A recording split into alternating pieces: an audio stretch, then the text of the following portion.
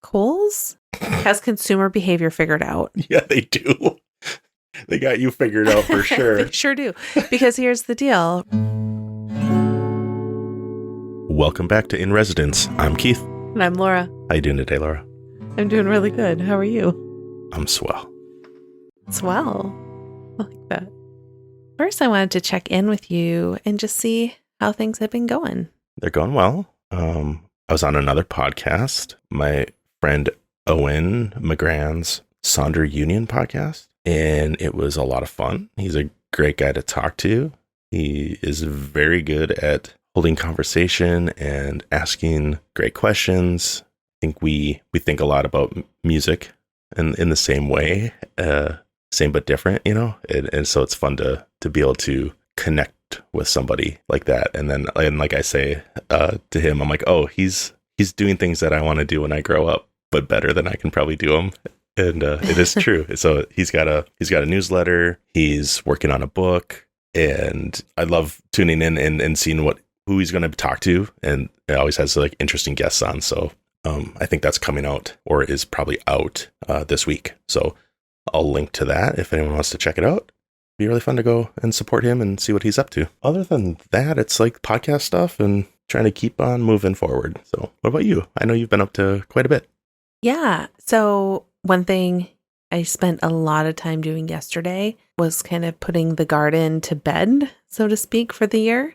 So I dug up all of our carrots as my final step of harvest, I guess. So we have a whole bunch of purple carrots. I did cosmic purple. Yeah, they're carrots awesome. This year from Ed Hume Seed. I was like, whoa, what are those? They're giant and they're purple. I'm like, yeah, my dad, I brought some over to my parents, and he actually thought that there was one or two that looked more like a beet. Yeah. And it looked like a carrot. Yeah, they're kind of squatty and round. Yeah, I'm like, the ground might have been a little too compacted there for that one to grow itself downward. But oh, is that what? I think so. Oh, interesting. I could be wrong about that, though. So that project, I wrapped that up. I cleaned up all of the pots. I put them away. I put all of our lawn furniture under our deck. You brought over the patio furniture to winterize it to your parents. And kind of a sad time of year, but at the same time, it feels somewhat good to complete a project and have it all cleaned up and tidy and put away. Yeah. Yeah, the first snowflakes that we've seen of the year appeared also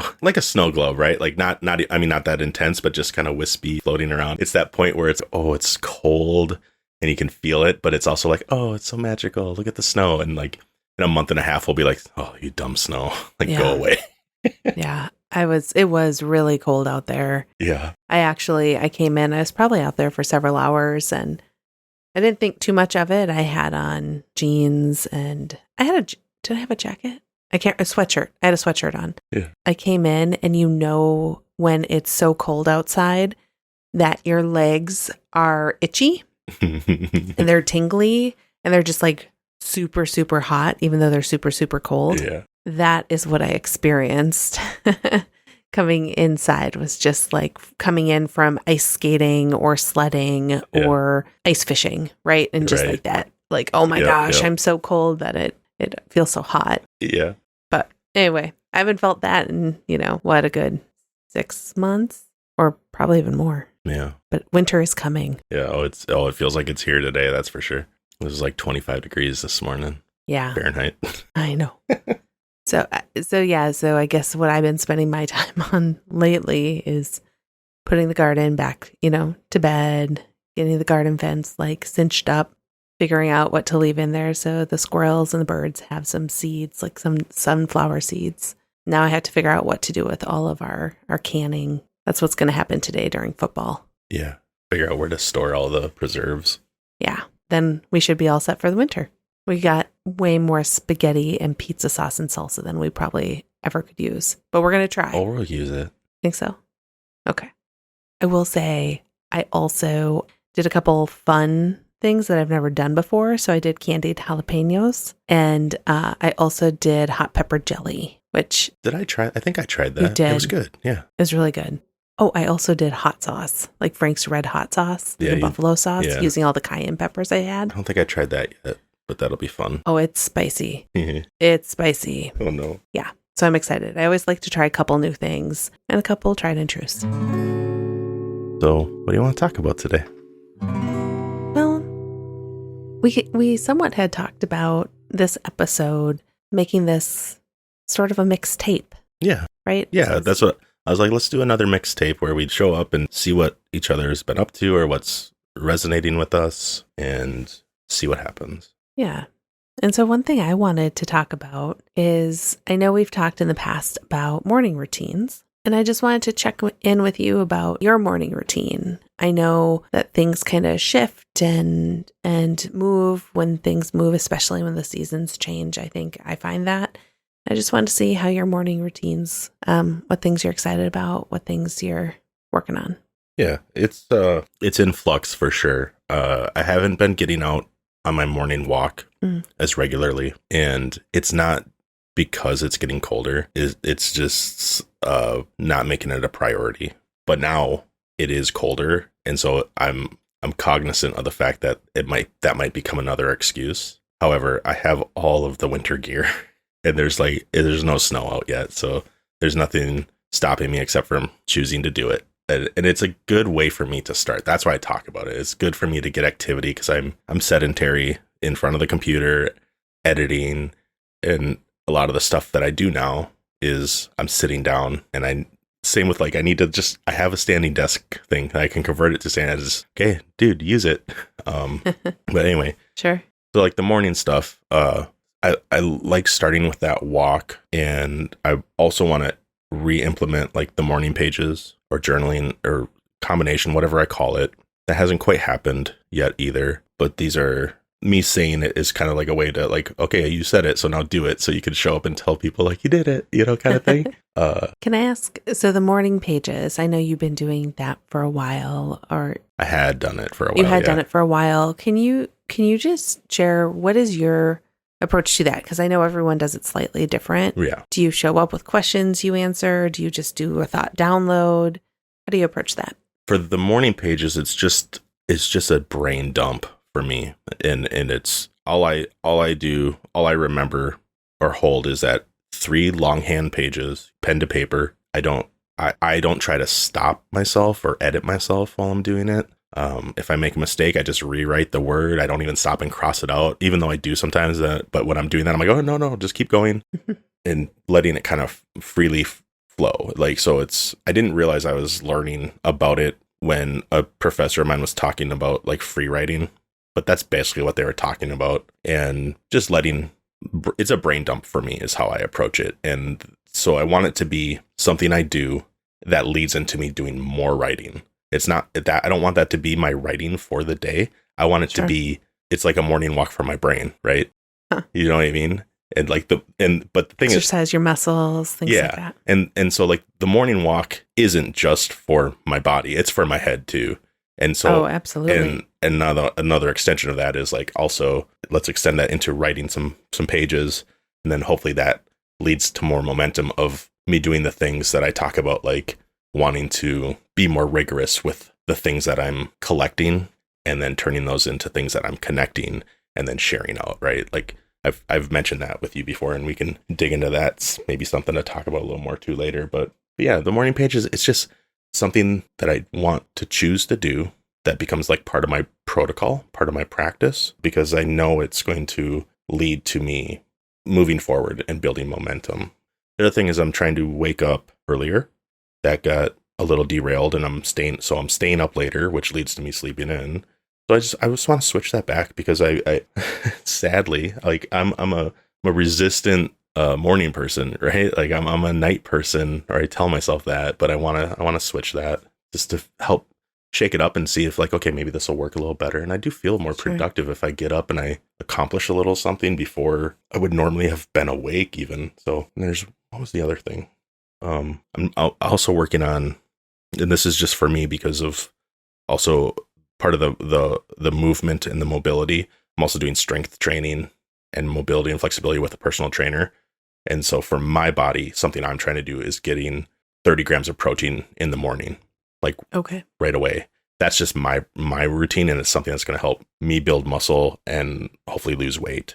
So that's but that's part of my morning routine. And that's tricky because for a long time I didn't have breakfast. So I don't feel hungry sometimes. And it's the same for me. It's the same as going to bed earlier. Sure. That'll affect my mornings in a positive way too. Anyway, rambling. No, so too much detail about Keith's morning routine. Okay, let me see if I have you. So you're working on some kind of movement. Yep. Potentially, right? No, I'm working on movement. You're working on movement. I don't want it to be potential. I want it to be a choice I make, and that's something I do and I show up for. So that morning pages. Yep. And your form of journaling. Yep. Then getting protein. Yep. And I'm missing something. I don't even know. Good thing we recorded it. Oh, I know. It was more you were talking about shifting the time you wake up. Yeah. So that's not really part of your routine. Yeah. But it's part of what you aspire to do. Yeah. And start your routine. I was maybe? starting my day earlier, which means you need the evening routine. Yeah. Okay. It's funny because it's like, oh, imagine that. Like nighttime and morning routines are related. Oh, who would have thought, I will say that was a game changer for me because you're such a night owl that's often time that you and I had time together. Yeah. And I remember it was probably a couple years ago when I decided I was really going to go all in on doing a morning routine and try and show up consistently. And I was so nervous to tell you, hey, what this means though, if I get up at 5, that means I go to bed at 9. Yeah. And that means like the 2 hours we're watching a show or puzzling and Legoing or just talking, that means that I will be sleeping at that time. Yeah. I was really nervous to talk to you about that. I don't exactly know why. I mean, sometimes you sometimes still feel like a guilty or some version of that absolutely. Of like, oh, I'm sorry, I'm tired. I'm like, I'm like, go to bed. I have me time then. No, but I think... But there is something that's like, well, the thing that's being sacrificed is like together time. Yeah, and I don't like sacrificing that. But that just means we shift. Yeah, right. And be intentional about it so that we're not just two ships crossing in the night. It's like, okay, well, got to recalibrate. Yeah. And that's kind of what the morning routine's about is like, how do I calibrate myself to show up the best? Yeah. Is how I think about it. Don't start getting up at 5 a.m. though. It happened once on accident, and it was kind of awesome because I just was awake and I wasn't even groggy, but then I was also kind of like, oh, what's going to happen? And then I think I was tired by like 4:30 in the afternoon. And I think I had coffee and then I was up too late. You're going to open a portal in the universe. Right. Get up too early. No, I was going to say I like my morning time in the quietness. Exactly. Of the house and the stillness. Yeah. And right. And that's the thing too, is I'm like, well, if I start waking up early, like I'm not on my space. I'm not going to come bug you, Just kidding. I know you wouldn't. No, but like I might, but then it's like, no, like that's Laura time. And so, but it's like, maybe that can be, Keith can make time for himself then too. Why am I talking in the third person? I don't know. You just feel like it. It's so much fun. So your ideal morning time, say everything went as planned of how you want it to be in a kind of ideal or near ideal state. How long would you take for your morning routine? Like I'm like an hour to 90 minutes popped in my head. Okay. And that's because like I do dawdle. I'm a slow starter. I'm trying not to say. No, I am. In the mornings, I'm slow. But like other times when we're like going somewhere, I'm like, I'll be in the car. Like I'm ready to go. And I'm like sitting in the car in the driveway, like a dad. Like I'll be in the car. Absolutely true. If that's 4:30 in the afternoon or 5 and we're going to go to dinner or whatever. Got to be there a half hour early. That's how I feel. That's me showing up for something, whereas me showing up for myself, I delay and I'm slow and I'm like, I get in my own head a little bit and I'm like, well, but I have to do dishes and I have to do right, like the thing I say all the time. I don't have that it's that routine or like I don't have to be to work so that I'm on time because somebody's holding me accountable for showing up on time. I have to be accountable to myself. Yeah. And so that's something that I need to set the accountability for myself. So that's kind of what it's about. Sure. But anyway, enough about mine. How is your morning routine going? Because I know you've never had a problem getting up early that I'm aware of. I know you may feel tired sometimes, but I also know that you've started to try to reinfuse some of the other practices that you've done in the past. And so tell us a little bit about that. So the last week I added something new to my morning routine. And I was trying to not be precious about the routine that I had built because I was really concerned that if I added a component to it that I had done in the past pretty consistently, that I may stop doing some of the other things like journaling and self-growth work that I was doing and enjoying. But I found, so what I've done is I've added a component of movement every single morning. I'm starting very doable. So we have a rowing machine and we have free weights. And so I've been doing some of those activities that I enjoy in the morning, something easy, something where I come in with kind of a minimum, like I'm committed to rowing for 15 minutes. And then at the end of 15 minutes, I can decide, do I keep going or do I say, you know what, I'm good. And so that's what I've been doing this week. I showed up and got it done. Each week, I got my journaling in. I got some self-development things in. What? Do you know how I can tell that you've been doing your morning stuff, like your workout? Because there's more laundry? Yeah. Or what? Yeah, there's more exercise pants. I'm like, what is up with all of these yoga pants? Like, like, or whatever they're, they're like the black yoga pant type thing. And I'm like, this is a lot of pants. And I'm like, oh my, good for Laura. I'm like, this is awesome. Like, I wasn't mad at all. I was just like, I'm like, whoa, these are a lot of pants. I'm sorry. It's like, what? Am I sleeping? That's why I was getting, I'm like, sleeping better? Am I snoring? No. No. Well, yeah. Pants. Well, yes. Yeah. Yes. Yeah.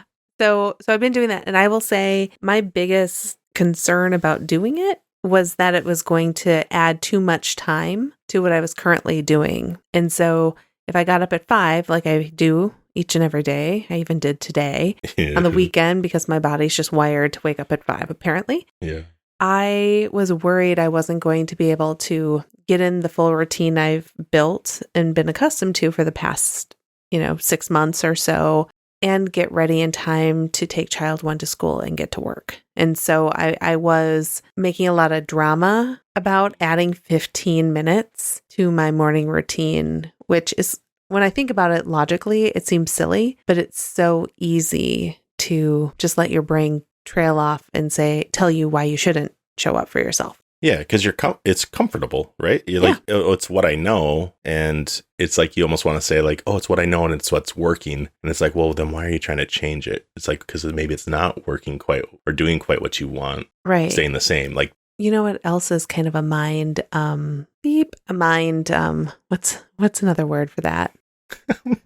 I kind of want you just to say it so I can actually bleep it out. No, I would, except last time I said the word, you left it in. I bleeped myself saying it. I know, and not me. So what is hard to get my head around, maybe, and to come to terms with. There we go. Yeah.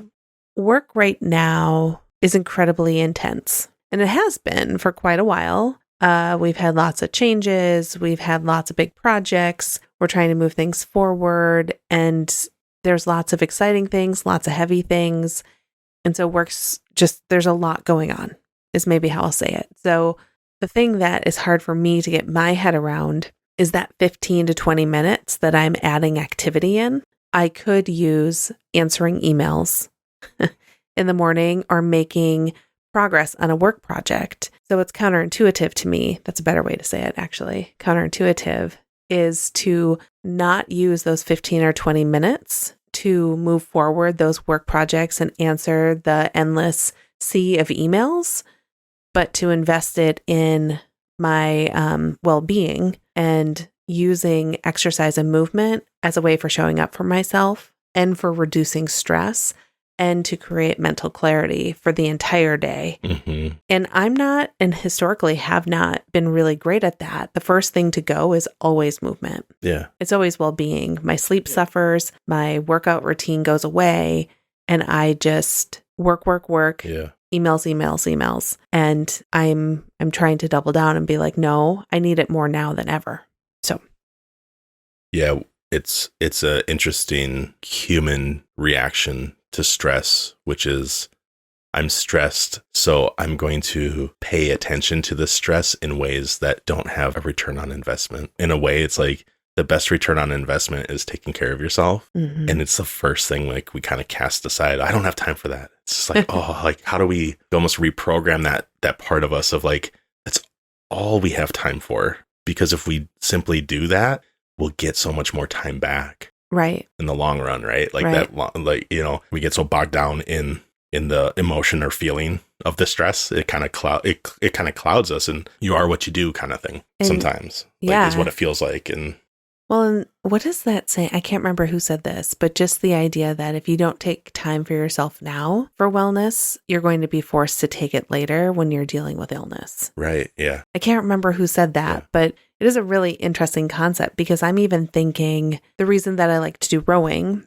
this is way too much information about Laura, but the reason I like to do rowing is because I carry all of my tension and stress in my shoulders and upper back. If I don't do rowing or I don't do stretching, I don't do shoulder kind of weightlifting, things like that, that tension just sits there and these deep, deep knots form almost to the point where I'm this complete brick wall. yeah, I've had to go to physical therapy and things like that to get dry needling and, to really try and get any sort of relief from the pain that those deep and tight knots form because of stress. So I also know that doing some of those movements that are going to help me release some of that tension naturally, I think that is time well spent for me.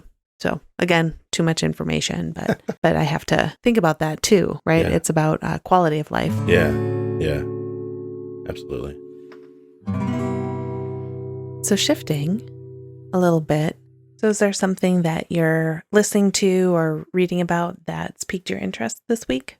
Yeah, I'm working through John Acuff's new book, listening to that, small bites of that. And the other thing that I've really been diving back into is listening to Brian Koppelman's The Moment podcast.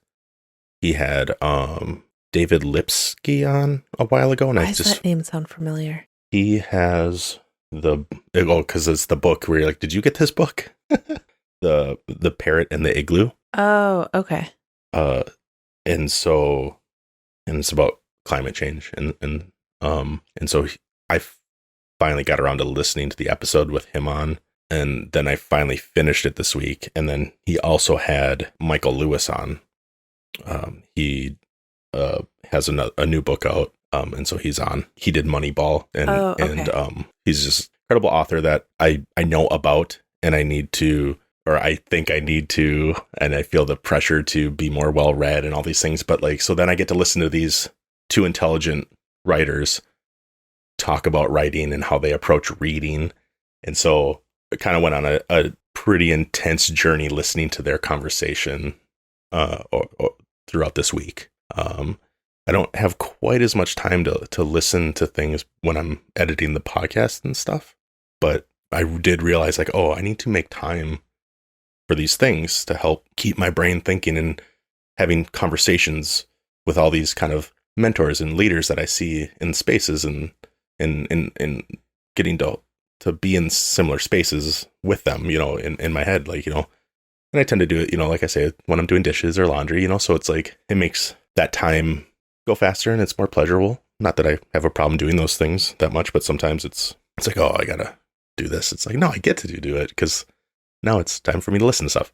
So I've been taking in a few more podcasts, and then listening to more podcasts is helping me tap into that same thought of this is why I want to do morning pages, because it's another way for me to connect and think about what I'm thinking about, Mm-hmm. and and just go a step beyond just consuming, because yes, I'm consuming the content when I'm listening, but okay, now what am I going to do with it? And listening to those guys, it's you can tell they consume a lot and then they do something with it. And that's kind of the key is what am I going to do with it? So yeah, we were just talking about that this morning of being, how did you say it? Not just a collector of ideas, but a connector. Yeah. So a thing like Seth says, Seth Godin, we're on first name basis. This is this great idea of let's not just collect dots. He's talking about around kids and how we're teaching kids and how we educate, and it goes for everybody. It's let's and it's parallel to me. It's a parallel to how much we consume, right? But it's the way he says it is are we simply teaching kids to collect the dots, or are we going to teach them how to connect them? And there's a lot, I feel, in that, the power of when you can teach somebody how to collect information, or notice things and then connect them. And in that way, I mean, let's say write essay or a blog or communicate back what they're thinking about those things, connecting ideas and then sharing it. That's powerful to me. It's not just about what you read and what you're taking in. It's about how are you interpreting it and how are you sharing your perspective back to the world. And that goes into the same as like how I've talked about. Another thing he talks about is like the opening doors and turning on lights, that kind of thing. Yeah. Yep. So yeah, you were talking about that this morning too. Yeah. What brought that up again too is somebody commented on a post of mine from months ago, and I don't necessarily go back, and when I write things, I don't necessarily remember writing them all the time either, and so that's interesting. But I wrote, and this is before I even was talking about my project's the podcast. I was even like a little too timid to share, like, oh, I'm working on a project and I'm uncertain, right? Right. I was a little shy of being vulnerable and sharing like, here, I made this, or here, I'm working on this at that time. So I was just talking about like, I want to have a practice, right? We're talking about practice right now too, with morning routines and stuff. Somebody commented on something I wrote that I feel alive when I'm opening doors and turning on lights for other people. And an extension of that too is there's a reason I'm a learner. It's because I feel alive when I'm opening doors for myself and turning on lights, and I'm learning more, and things are I'm becoming more aware of myself or things that help me. And then an extension of that is, oh, how amazing that is to be able to do for other people too. I've been ruminating on that for a long time, and now I didn't realize I've been doing it since July or August or whenever that post was. It's like, okay, yeah, like there's something here and I need to dig into it, because what it brings up in me is, I said to you, and you've heard me say this before, it's like I used to never, I went to school for music, but I didn't want to be a teacher. Yeah. Right. Now I've realized, becoming a father, I'm a teacher, whether I want to be or not. Right. So I better understand that and realize that, because I'm teaching them things all the time, whether I'm intentionally doing it or not. And so coming to terms with like, oh, maybe when I was younger, there was something about education that did and didn't resonate with me, and there was something that made me not want to go into education. But now it's like, oh no, there's something really powerful in helping somebody learn and grow, and there's all these things are just kind of ruminating around in my head with that's connected to that collecting and connecting and all these things. So yeah, what do you got for me? Come back at me. Like I just said a whole bunch. Yeah, I know. I'm like, I don't know where to go. It's in, here. And so that's my point. That's why I need to be doing morning pages. That's why I need to be doing journaling. That's why I need to be writing, is so that it's not all bottled up. And then I just like, and just like, it's like, okay, I need to think about this stuff and what does it actually mean for me? And what am I going to do with that? Because you did say a whole lot there. Yeah. And I'm not quite sure. So it's all connected back then to... I think everything I'm saying is connected by how am I going to show up and how am I going to choose to use my perspective and what I collect and how I connect it. How am I going to share that? And that it's okay for me to share it. And I can use my voice. Mm-hmm. Now, what's the best way for me to do that for me and for others? We're going to have a hard time getting a transition out of that. Okay. So thinking about collecting and connecting dots. So you're talking about it being connected to teaching, right? Or education. And there's a part of me that thinks that yes. And I also think that some of that rigor can sit with the connecting of dots. And I'll talk just a little bit about that. Yeah. So I think oftentimes there are a lot of details and a lot of ideas and a lot of things, thoughts, concepts, models, facts, mm-hmm. bullet points. I see one thing that I take on is through the connection process of not just taking those same things, aligning them and putting them out there, but I see it as my duty to take everything that I am collecting, simplifying it and connecting it so that when I'm communicating it, that it's really clear about what it is that I'm trying to pull together. Yeah. The theme, the concepts. Yeah. And I'm not saying you weren't saying that. No, that's what I was trying to say. Yeah. I wasn't trying to talk about education. I was trying to talk more of like learning, which is different to me. And learning is one thing, but I'm even saying the importance of not just helping others learn, but just that duty I feel like I have to take all of those pieces and connect things in a way that's simple and clear, so people can access the information and are really clear about, oh, that's how these things are coming together. Yeah. No, I agree with that. And I mean like learning not just for others, but for me too. Yeah. The fact that I have, I need to work more on doing what you just described so that I understand the things that I'm collecting and trying to connect, and so that I can communicate it more clearly, not just so that I can communicate it more clearly for everyone else. It's because I want to be better too. Yeah. You know? Okay. And so, I mean, I don't think we're in it. We aren't in disagreement. Yeah. I think I'm still, there's something that I'm still feeling like compelled to say that, like, that connecting for me is so much about the process of simplification. And what I think is interesting, what I'm hearing you say is it is the connecting, but you're going beyond of then how do you share almost? Huh. Does that make sense? And it's interesting because I'm like the future person typically saying, and then what are we going to do? Then the so what? But I feel like I'm hearing more of that from you than I am actually from me. So I wonder if I'm more of thinking of, because you're saying simplification, and I think I'm more about like exploration.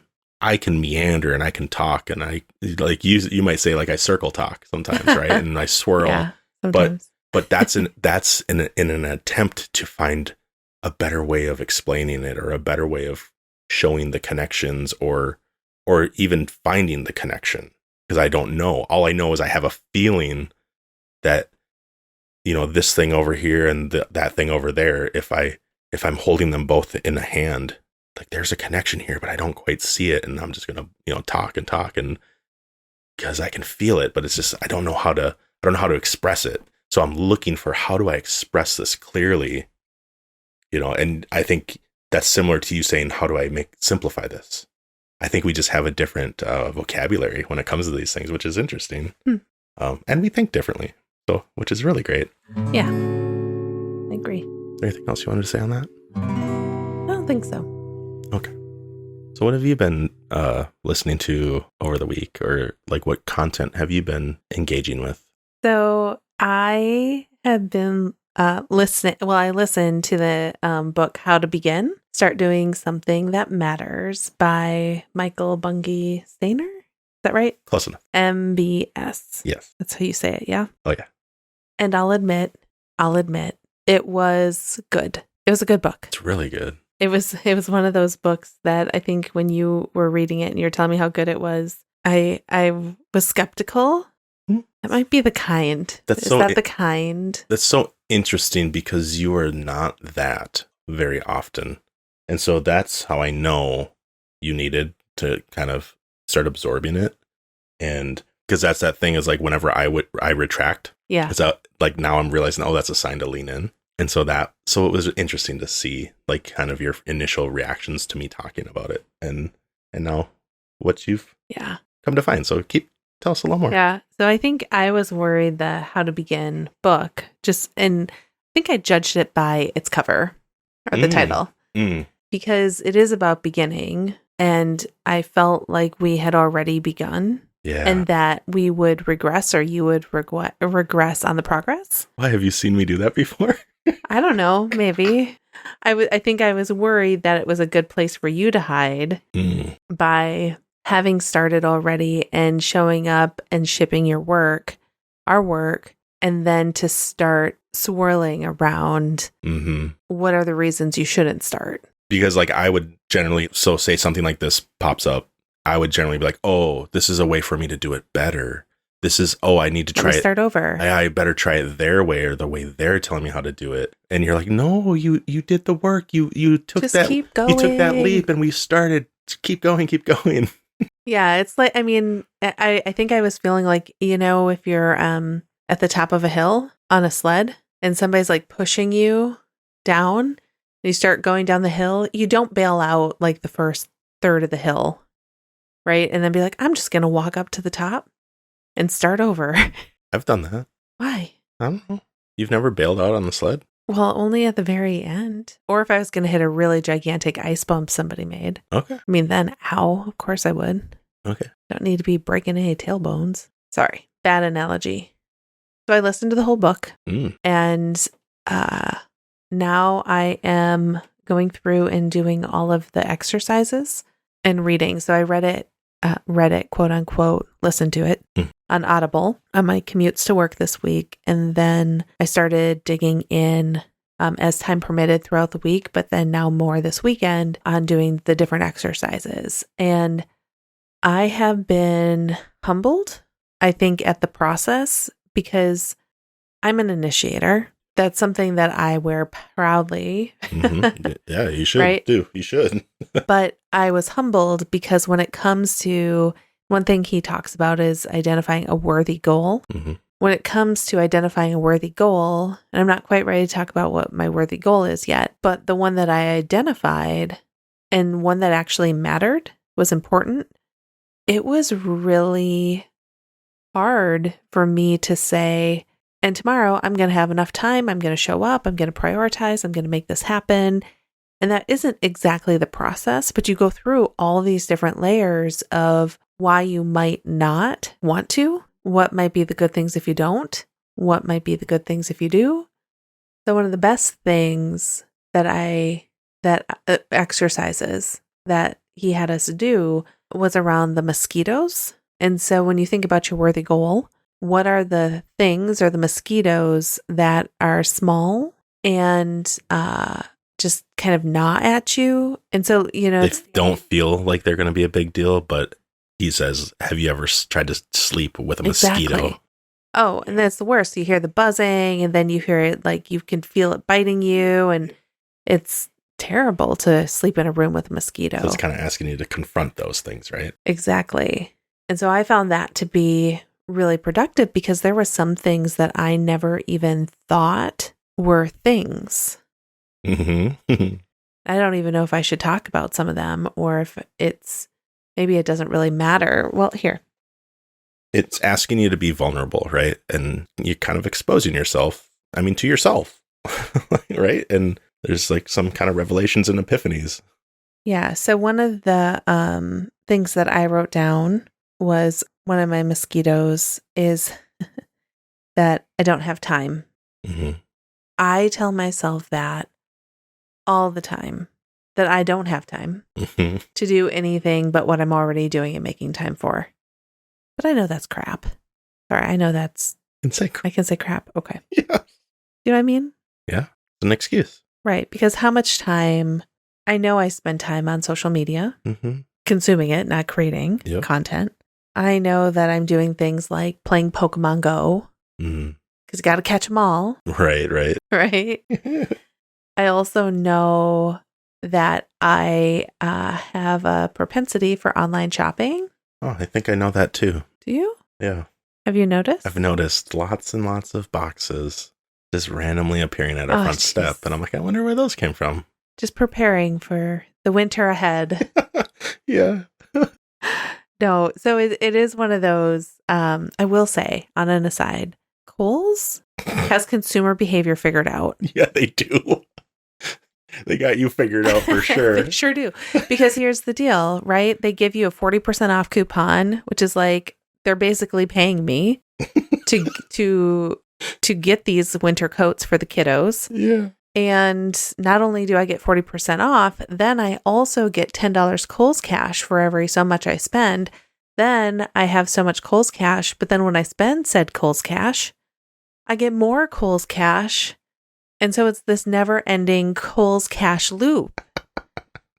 And then once you go dormant and dark and don't buy for a while, you get another 40% off, and then the cycle commences. Oh, jeez. Oh, I love Kohl's. Oh, geez. Not sponsored by Kohl's. It's not.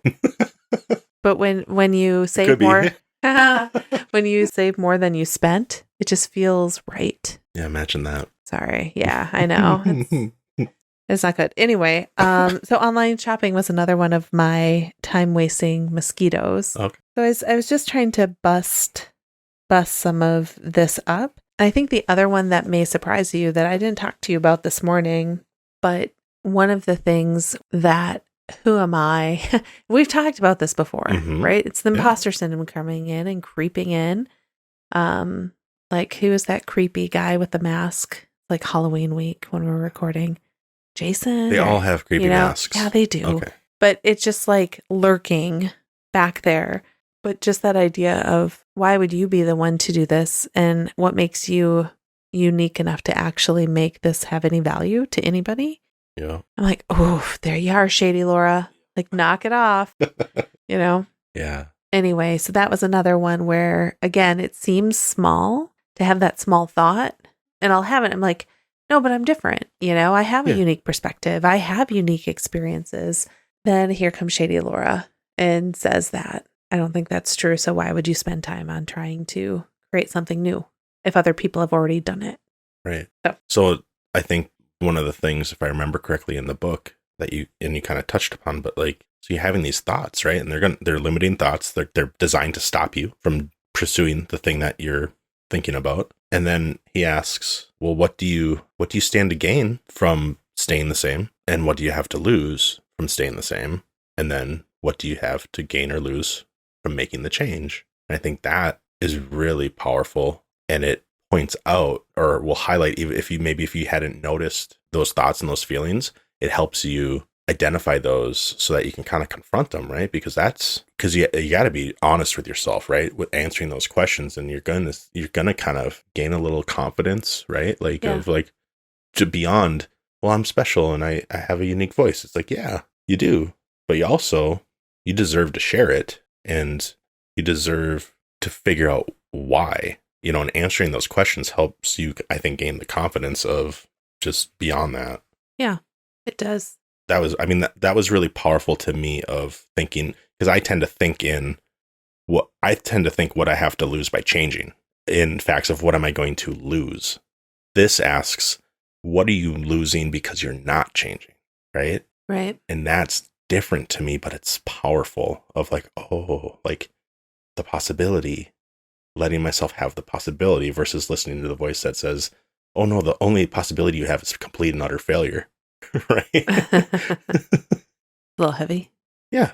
Why it's a scary Halloween monster that you were talking about. A scary Halloween monster named Shady Laura. Yeah.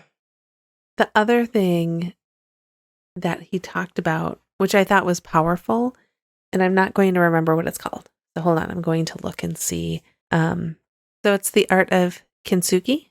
Basically, it is making sure when something breaks that you don't just throw it away. So bowls, cups, things like that, you repair them and then brush them with gold or things like that. And it actually makes them stronger. It makes them more beautiful. It makes them go from something that's broken to something that's unbroken because it's bended. You're looking at me like, what are you talking about? No, I know what you're talking about, the way you're describing it. You're like, it goes from broken to not broken. But it does. And I think what's powerful about the concept is that these pieces are actually seen as more beautiful, more valuable than for their imperfections. Versus the unbroken pieces in that same set, right?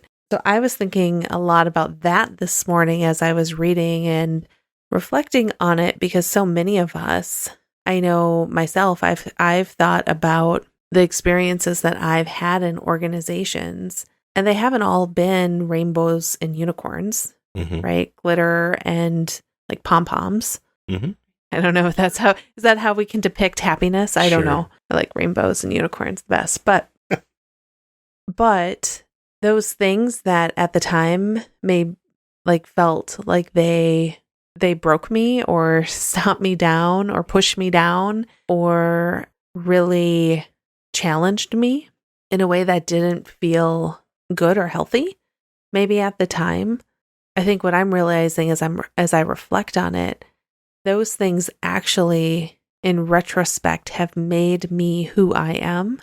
have helped me grow. And as I've repaired those and learned from those experiences, it really has made me stronger and a much better leader, I think.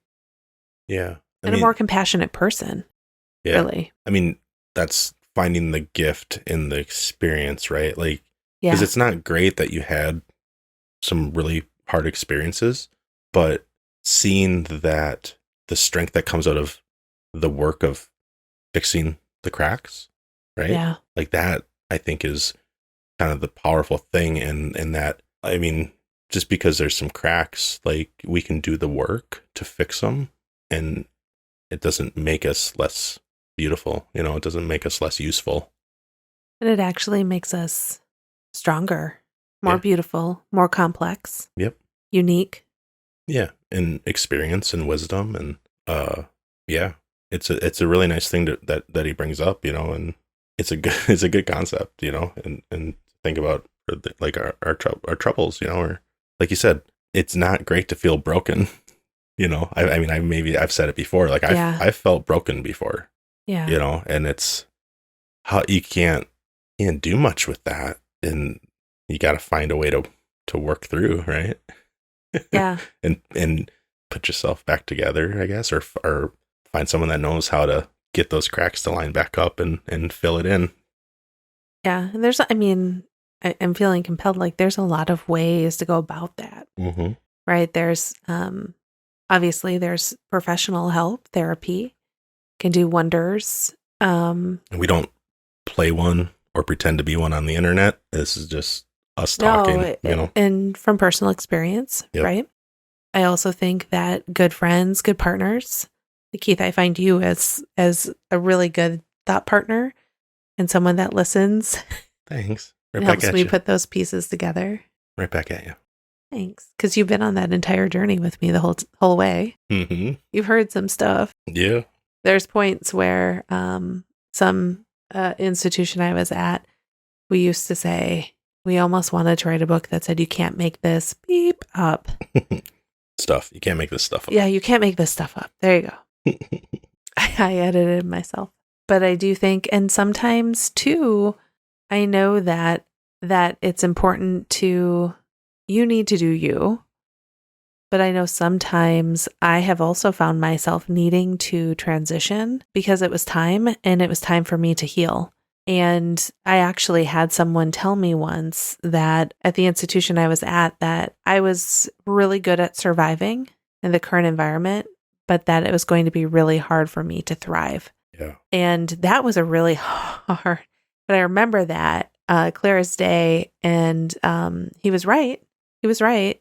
But I guess what I'm saying is all of those experiences, all of those sound bites, all those mentors and friends and you, Keith, and therapy really do help line up those pieces, repair those cracks, and make you stronger. Yeah.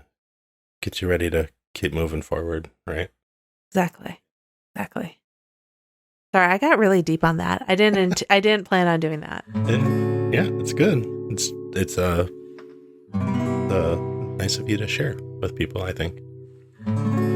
So the other thing that I wanted to ask you about, because the weather is turning colder, the snow is beginning to fly, it's time for us to somewhat hunker down and look towards moving through the next couple months to January 1st, to New Year's. We're about 2 months away from that. Yeah. The question I have for you is, during that time, we spend a lot of time together with family. Do you have any family traditions that really excite you and that you're looking forward to in the next couple months? The first thing that pops in my head is that we do the gingerbread houses. Oh, yeah. And it's actually with graham crackers. But you make like royal icing, and we get a bunch of graham crackers, and we take like all the leftover Halloween candy, and we all get together, and my mom usually comes over. Yeah. And we kind of have a little Food Network competition in like a friendly way. We all Is it friendly? Yeah. I think it is. It's friendly, but like, I mean, how could it not with all that sugar? I mean, we're competitive, obviously, but we're not as competitive as when we first started. Like when we first started, I think we actually posted on Facebook. Ooh, we could do that this year. Who's got the best one? Yeah, we could. We could do voting. That would actually be fun. That would be fun. We'll do that on Instagram or something or Facebook. I don't know. But because now it's just like, okay, how high am I going to go with it, or how extravagant with the decoration am I going to try to be, kind of thing. You normally do a huge one. Yeah, because I'm kind of a one-trick pony, because it's sometimes it's just a little like less is more, but then I'm like, but how's it going to be different, and I need, so I'm like, I tried to go high last time. I think I made did I make a deck? I don't remember. It might have been the year before. I might try that this year. I might try to do like a deck to scale. That might be fun. Like, I mean, a certain fun. Scale, gummy bear scale or something. Gummy bear scale. So there's like gummy bears like grilling out by the deck or something. That'd be funny. Oh, that would be funny. Little Weber grill. I mean, so that's something like aside from standard get-togethers for like the holidays and stuff. That's always kind of fun because it's probably the closest to Lego. Yeah, I think it's fun. It's I will say I like to do ones that are kind of off the beaten path. Maybe. Yeah. Last year I made a Keebler elf sort of toadstool, like a big mushroom house. Right. Well, I always say, like, it looks like a Fabergé lamp. It was so. It did. It was like stained glass looking. It was it was pretty intricate. Very futzy. It kept breaking, but I got it. We got it propped up and it stayed. Yeah. They dry rock solid. It's like you can't even break them to get them in the garbage bag. Maybe we could share the royal icing recipe. It's a good one. Yeah. Basically, icing cement. Yeah, I think I've almost broken my hand trying to like crack the houses, getting them into the garbage at the end. January fun. Like okay, we gotta get rid of these. Like, yep. It's always a fun family tradition to do that. Do you have a different one, or do you have another one in mind? I do. That was actually one of the first ones that came to my mind. Yeah. The one that I'll add maybe is one thing I really like doing is an annual lefse making day. And so my mom and sister, so we're all Scandinavians. So our relatives come from Sweden, Norway, and Finland, but primarily Sweden and Norway. And many of the traditions and things that we do have come and been passed down from my great-grandparents and grandmas and now my mom and to me. And one of those is making lefse every single year. And so for those of you that don't know what lefse is, it is basically a tortilla, I would say, but it's made out of potatoes and cream and just goodness and love. Is that a good way to describe lefse? It's so good. So we make this lefse dough and then we roll it out and we put it onto these big lefse griddles and we make dozens and dozens of lefse to have throughout December, throughout the holidays. It's just really, really tasty stuff. It's even better with all the flour we use, depending on whose house it's at. Yeah. It's basically just everything is covered in a thin layer of flour for weeks. It's like being in the wood shop, except for it's flour. I'm just like, oh my gosh, there's flour everywhere. Oh yeah. I just come and hide downstairs. Oh yeah. Yep. So there's that. And then we often, the last couple days, years, we've been doing it virtually just because my sister lives out of state on the West Coast. And so we've been doing lefse making Zoom party, essentially. So my mom and I will be making it with my kiddos here. And then Jenny will be making it with her kiddos out west. Yeah. So that's been pretty fun. I'm trying to figure out if there's a way that maybe we can do it in person this year. So she listens to this. Spoiler alert, Jen, I'm going to see if there's a way we can finagle it when you're in our neck of the woods. That would be fun. I'll even clean our house for that. Please, Jenny, come. Get all the canned stuff put away. So maybe to end the episode, one thing we did a couple weeks ago was pull a quote card and talk about why it resonated with us for that day and why we needed to hear that message. Yeah. I thought that would be kind of a fun thing to do because I haven't done that in a little while. And perhaps that would be something that we could do and maybe incorporate into the mixtape sessions that we do. Sounds good. All right. So I have mine. Do you want me to go first? Yeah. Then have you do yours? Okay. So this one, based on our topic of how to begin, I think is kind of relevant to me. So the quote is by Louis Lapham. Is that right? Lapham? I'm having Keith look just to make sure I'm saying it right. Sure, I don't know. Okay, we think so. It'll be in the show notes. Okay, sounds good. So it's the future turns out to be something that you make instead of find. Mm-hmm. And what's interesting is I spent a lot of time today journaling and processing through the How to Begin book on making and creating a new project and working through some of the resistance I felt in doing that. And so this quote of the future turns out to be something that you make instead of find is speaking to me in that I need to keep going. I need to keep creating, and that the future isn't waiting on me to just trip and find something that's created for me. I have agency and creation in that process. So I really like that. That's great. How about you, Keith? What do you got? I have, there is more to life than increasing its speed. Mahatma Gandhi. So, yeah, I like that. It makes me think of, similar to what you pulled there, actually, of we're making something, we have a podcast, and let's do it and not worry about the outcomes and the metrics and how fast it gets, how many views or these and that. And so I think it connects a lot to figuring out, say, a worthy goal or something, and maybe sometimes we put a lot of pressure on, I need to attain a certain level now versus what's the next smallest step in moving towards my goal, kind of thing. So that's what it brings up for me. And also, we mentioned last time, taking some time to just take a beat and look around and not let it all pass you by, kind of. Right. So let's transition out, right? And let's how we talk about a recommendation or something, right? Right. And so from that, it makes me think I'm super excited that we're going out to a live show. We're going to a concert this week. And I'm excited too, even though I'm too old for the floor. You're not. I will maintain that. We'll probably find you a chair or something somewhere. Yeah, just find me a chair. So a blanket so I don't get cold. So to me, it's a little bit of both. Like, that's part of me slowing down, but also it's going to feel like I'm speeding up in a good way of like getting out and going and doing something and being somewhere and enjoying something. Like, it's all of it at the same time. Because that's the way, like, live music lights me up. It really just energizes me, but it's so enjoyable and something that I can sit in and take in at the same time. I don't know if that's necessarily a recommendation, aside from the fact of hopefully people can find something like that to do for themselves. Like, what's something that would really light you up if you took an evening or a morning or some time to just, I'm going to do that for me. So, do you have anything to end on?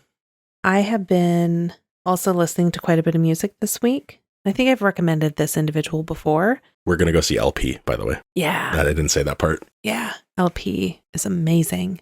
But the record that I've been listening to in addition to LP is Michael Franti and Spearhead, Follow Your Heart. I think you brought them up before. I did. It's good. No, and it's good. It's been, the last couple of weeks have just been, there's been a lot. Intense, I think. Intense. Yeah, that's a good way to put it. So the Michael Franti and Spearhead just have this positive vibe. And so I would recommend, I love the album Follow Your Heart. And so I would recommend that. All right. Let's wrap it up. Thanks for showing up, Laura. You too, Keith. Thanks, everybody. We'll see you next time. See you next time. Bye.